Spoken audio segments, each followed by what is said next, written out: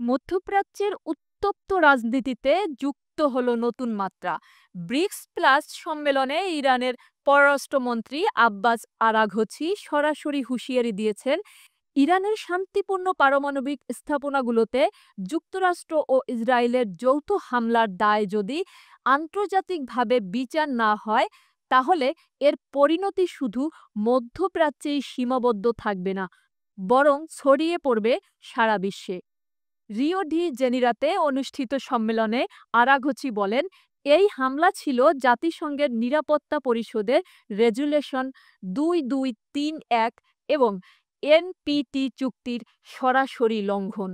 ইসরায়েলের আগ্রাসনে যুক্তরাষ্ট্রের অংশগ্রহণ এটিকে একটি যৌথ যুদ্ধাপরাধে পরিণত করেছে।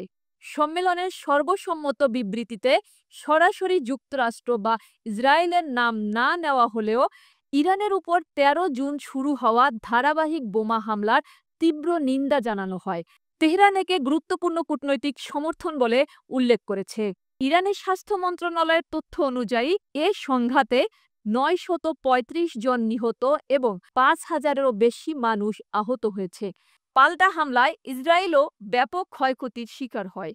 যদিও ২৪ জুন থেকে যুদ্ধবিরতি চলছে, তবে ইরান সাফ জানিয়ে দিয়েছে, আন্তর্জাতিকভাবে দোষীদের বিচার না হলে তারা পারমাণবিক আলোচনায় ফিরবে না।